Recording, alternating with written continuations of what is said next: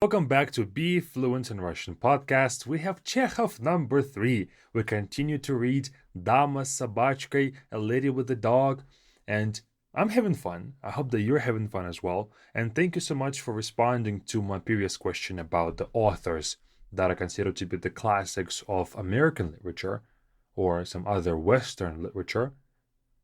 That was really interesting to read. Yes, of course, I have heard some of the names that you guys have mentioned, but I didn't know that. So now that I do, I'll be less critical of American literature.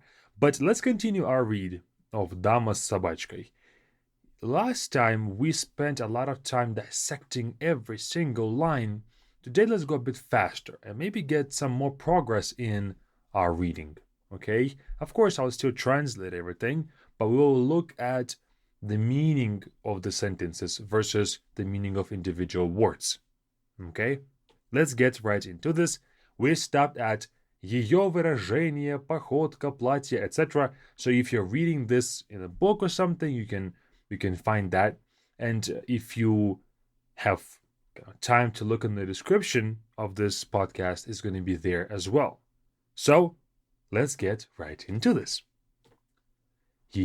Okay, sorry, before I start, we finished at the time where, or at the point where he was in some cafe or restaurant, and she sat at the next table with the main guy. So Dama с собачкой sat next to Gurov in the cafe. This is the continuation. Ее выражение, походка, платье, прическа говорили ему, что она из порядочного общества, замужем, в Ялте в первый раз и одна, что ей скучно здесь. That was her demeanor, her expression, her walk, her dress, her hairstyle told him that she was from the respectable society. She was married, and in Yalta for the first time and alone, that she was bored here. So her whole demeanor showed him that she was bored. And now we have this long sentence, and you'll see why it's so long. It doesn't have a period. It's all commas in this next sentence. So that's how a lot of Russian authors like to write, with a lot of description, with things kind of going off of the previous point, so they never finish their thought and it carries over and over and over. That's one of those sentences right now. В рассказах о нечистоте местных нравов много неправды. Он презирал их и знал, что такие рассказы в большинстве сочиняются людьми, которые сами бы охотно грешили, если б умели. Но, когда дама села за соседний стол в 3 шагах от него, ему вспомнились эти рассказы о легких победах, о поездках в горы, и соблазнительная мысль о скорой, мимолетной связи, о романе с неизвестной женщиной, которой не знаешь по имени и фамилии, вдруг овладела им. Long sentence, and this is what it means. In the stories of the impurity of local morals, there was a lot of untruth.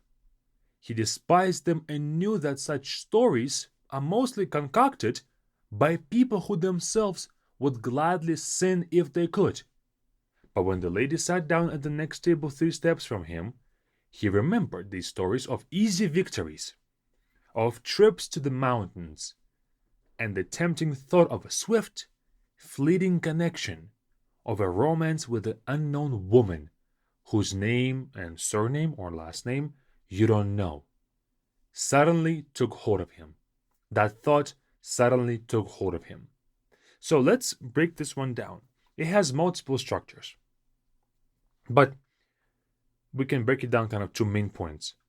В рассказах о нечистоте, in the stories of uncleanliness or dirt, местных нравов, of local tradition or local morals, много неправды. In those stories of the filth of the local morals, there's a lot of untruth. So people tell the stories about how people tend to be in Yalta, but there's a lot of untruth. And I think if you think about, like, let's say Miami, in Miami, there's kind of like this thought of low morals. People come there for spring break, they don't do the most moral things, and that's kind of the stories that are told about Miami. So I'm thinking of the same kind of vibe of Yalta back in the day. So in those stories, there's a lot of untruth, right? People like to spice up the stories. So he knew that. Gurov knew that in those stories, there's a lot of those kind of lies being told. It continues, он презирал их. He despised them, those stories. И знал, and he knew, такие рассказы в большинстве сочиняются людьми, that these stories are told or created or fabricated by the people, которые сами бы охотно грешили, если б умели. Those stories are kind of concocted by those people who would gladly sin themselves. They would love to sin. They would love to do those terrible things that they're talking about if they could, but they can't. So the only thing that's left for them is to create these fictional stories about somebody else. So there's a lot of untruth there because the people who tell those stories kind of are jealous. And notice how a lot of this emotion and a lot of this detail is just within a few lines. That's the great Chekhov for you. But, so keep that in mind. A lot of bad things or lies told. But, когда дама села за соседний стол, when the lady sat down next to him or next to his table, ему вспомнились эти рассказы. He remembered these stories. What stories? О легких победах, about easy victories, о романе с неизвестной женщиной, about a romance with an unknown woman. And those thoughts. Okay, и мысль, and the thought вдруг овладела им.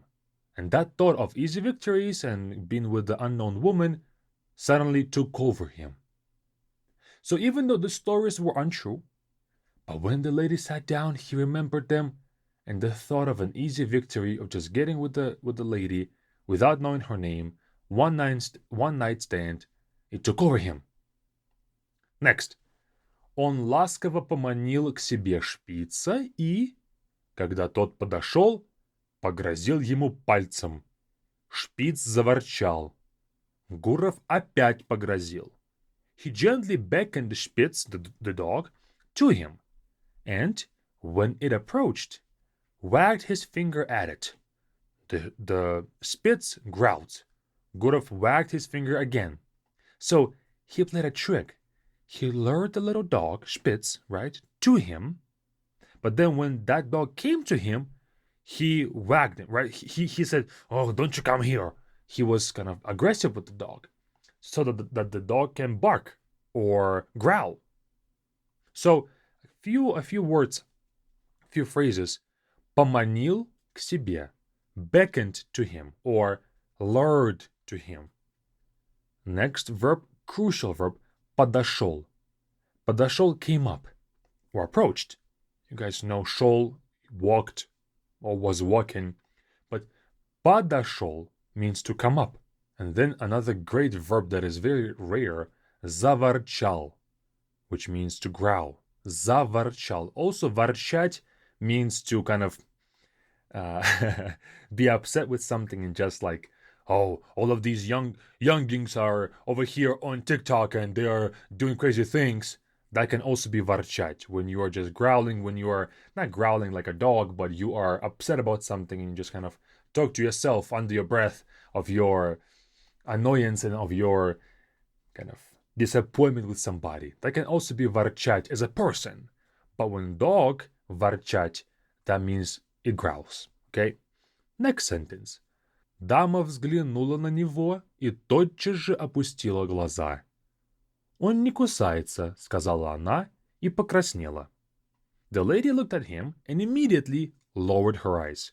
He doesn't bite, she said, and blushed. So дама взглянула. The lady looked. Взглянуть, even though it has 4 consonants in the beginning, is a difficult thing to pronounce, but try to say it after me. Взглянула. Взглянула. So взгл is the most difficult part. Взглянула. That means to take a look. Дама взглянула на него. The lady took a look at him. И тотчас же опустила глаза, and immediately, тотчас же, means in the same exact time. But тотчас же, it's a very poetic, very kind of formal phrase that you can use. You can see a lot in different books and writings, but an easier word would be сразу. Сразу means immediately. Тотчас же means kind of the same thing, but it's a very, it's a phrase that we don't really use in our regular lives. But, yeah. Он не кусается, he doesn't bite. Сказала она, she said, and then a great word, покраснела. She turned red, or she blushed. Покраснеть means to turn red. And then the dialogue continues. Можно дать ему кость. И когда она утвердительно кивнула головой, он спросил приветливо. Вы давно изволили приехать в Ялту? That's it. May I give him a bone? He asks. And when she nodded affirmatively, he asked amiably, or friendly, being friendly, have you been in Yalta long? So, he lured the dog to him. He made the dog growl so that she can say he doesn't bite, so that she can have her first phrase in this dialogue. So he won't come up to her and say, hey, lady, where you from? I like you. He made the dog gonna force her to start the conversation. So, можно дать ему кость. May I give him the bone? Можно дать, can I give? And then, он спросил, he asked. Он спросил. Вы давно изволили приехать в Ялту? Have you been in Yalta long? So he wants to start the conversation. Next. Дней 5. А я уже дотягиваю здесь вторую неделю. She answers 5 days. But дней 5, when we have the number last, that means that we're given an approximation. 5 дней would be 5 days. I'm here for 5 days, for sure. But дней 5, about 5 days. So just flipping the order of the time and the number changes it from a fact to an estimation. So дней 5 means about 5 days. And then he answers, а я уже дотягиваю здесь вторую неделю. And I'm already stretching out my second week here. This means not like stretching out, but I'm reaching toward my second week here. I'm finishing up my second week here. Помолчали немного. Время идет быстро. А между тем здесь такая скука, сказала она, не глядя на него.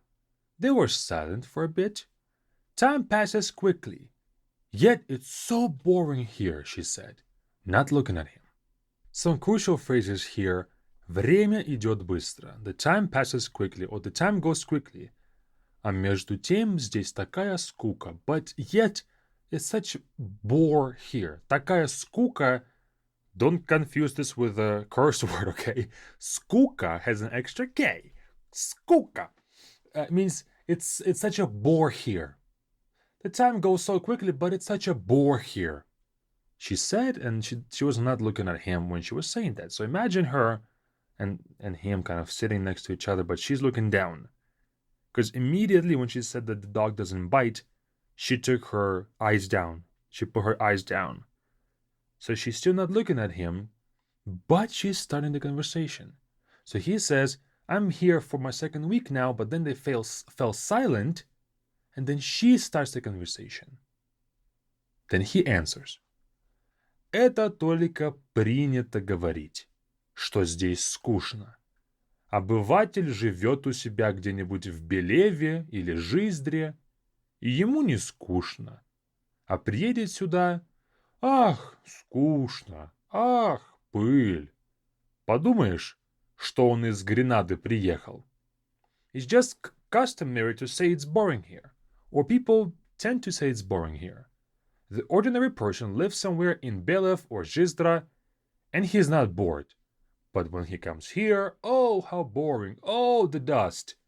You would think he came from Grenada.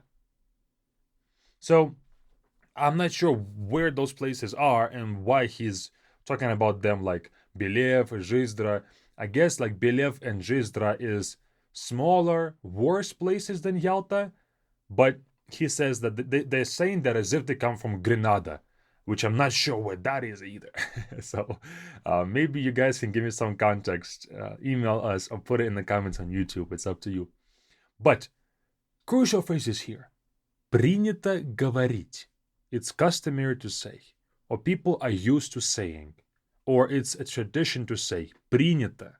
Принято means it's accepted. We can talk about traditions with this word. Принято. Принято говорить до свидания. It's customary to say goodbye here, or it's kind of a tradition to say goodbye in a certain way, let's say. It's a phrase that we use a whole lot.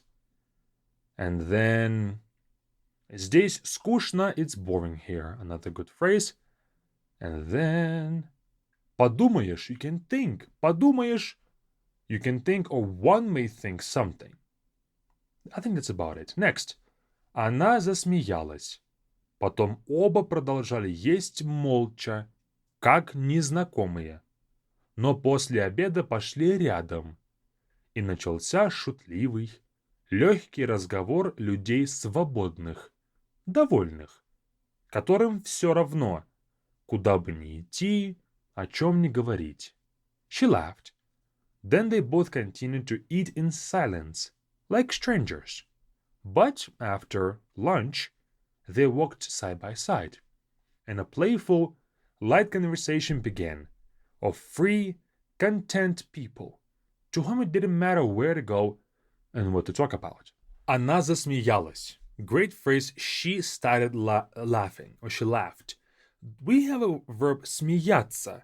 Смеяться means to laugh or to be laughing, but засмеяться means to start laughing.